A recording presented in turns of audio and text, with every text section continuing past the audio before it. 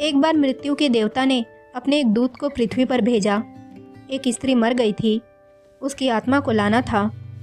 आदेश पाकर देवदूत आया, लेकिन वहाँ आकर वह बेहद चिंता में पड़ गया, क्योंकि 3 छोटी छोटी लड़कियां भी तो, वो भी जुड़वा। एक अभी भी उस मृत स्त्री के स्तन से लगी है, एक चीख रही है, पुकार रही है, एक रोते रोते सो गई है। उसके आंसू उसकी आंखों के पास सूख गए हैं।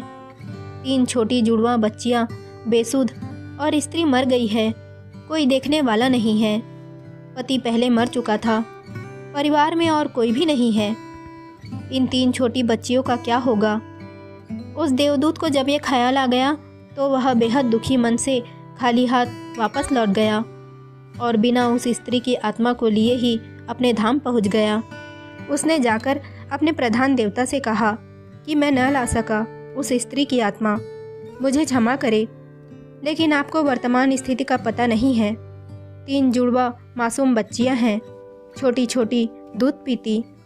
एक अभी भी मृत माँ के स्तन से लगी है, एक रोते रोते सो गई है, दूसरी अभी चीख पुकार कर रही है। हृदय मेरा ला न सका। क्या यह नहीं हो सकता कि इस स्त्री को कुछ दिन और जीवन दान दिया जाए? कम से कम ये बेसहारा लड़कियां थोड़ी बड़ी हो जाए, क्योंकि इस दुनिया में अब उन्हें कोई देखने वाला नहीं है। मृत्यु के देवता ने उसकी बातों को ध्यान से सुनकर गुस्से में कहा, अच्छा तो तू बड़ा समझदार हो गया है। उस व्यक्ति से भी ज़्यादा जिसकी मर्जी से मौत होती है, जिसकी मर्जी से जीवन होता है, जो पूरी दुनिया का मालिक है। तो तूने अपने जीवन में आज पहला पाप कर दिया है और उसकी तुझे सज़ा मिलेगी। और सज़ा यह है कि तुझे पृथ्वी पर वापस चले जाना पड़ेगा। और जब तक तू 3 बार अपनी मूर्खता पर न हंस ले, तब तक वापस यहाँ न आ सकेगा। वह देवदूत राजी हो गया दंड भोगने के लिए, लेकिन फिर भी उसे लगा कि सही तो मैं ही हूँ, और तब अपनी मूर्खता पर हंसने का मौका कैसे आएगा? उसे लगा कि शायद असंभव है।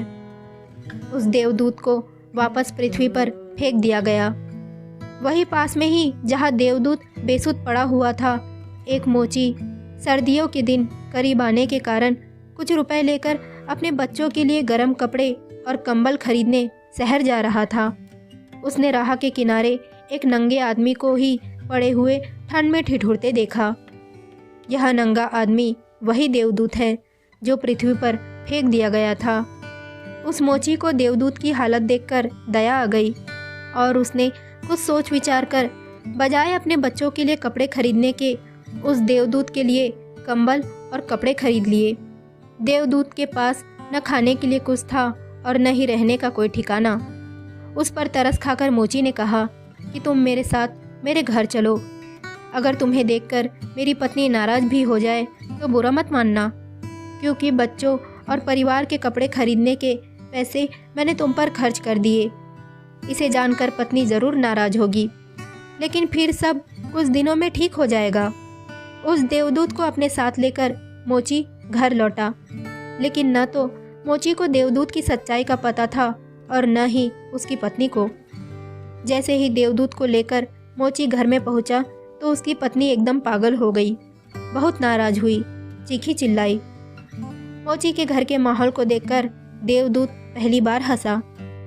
उसे हंसता देखकर अचरज में मोची ने कहा, हंसते क्यों हो भाई, बात क्या है?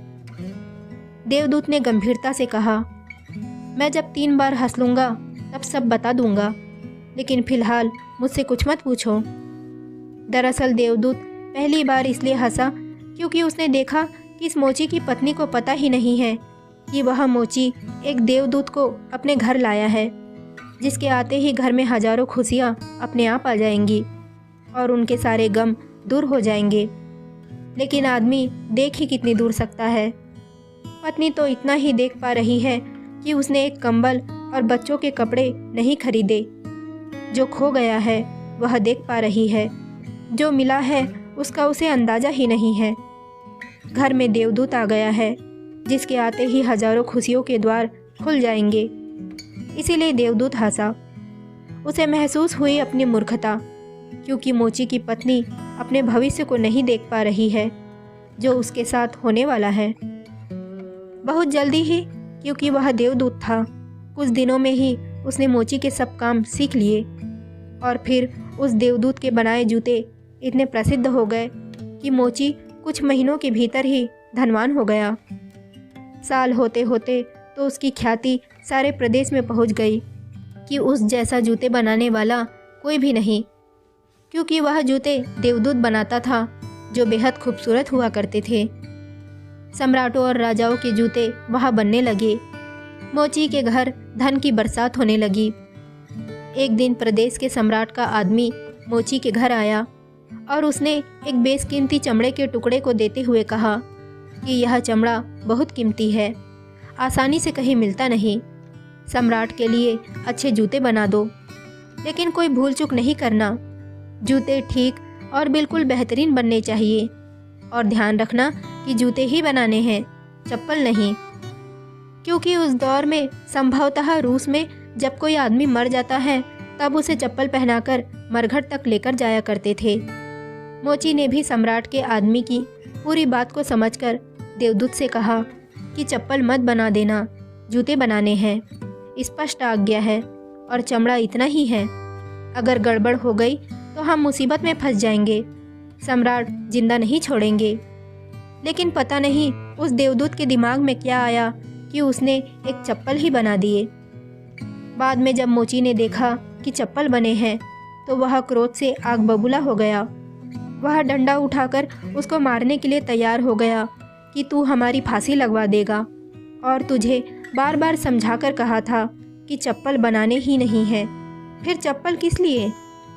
देवदूत फिर खिलखिलाकर हंसा। उसे देखकर मोची हैरान रह गया। तभी वही आदमी सम्राट के घर से दोबारा भागता हुआ आया। उसने कहा कि जूते मत बनाना, चप्पल ही बनाना, क्योंकि सम्राट की अभी अभी मृत्यु हो गई है। भविष्य अज्ञात है, सिवाय ऊपर वाले के और किसी को ज्ञात नहीं, और नश्वर आदमी तो अतीत के आधार पर निर्णय लेता है। सम्राट जिंदा था तो जूते चाहिए थे, मर गया तो चप्पल चाहिए। उसके बाद तब वह मोची उस देवदूत के पैर पकड़कर माफ़ी मांगने लगा कि मुझे माफ़ कर दे, मैंने तुझे मारा। देवदूत ने कहा कि कोई बात नहीं, मैं अपना दंड भोग रहा हूँ, इसमें तुम्हारी कोई गलती नहीं। लेकिन वह देवदूत आज दोबारा हंसा था। मोची ने फिर उसके हंसने का कारण पूछा।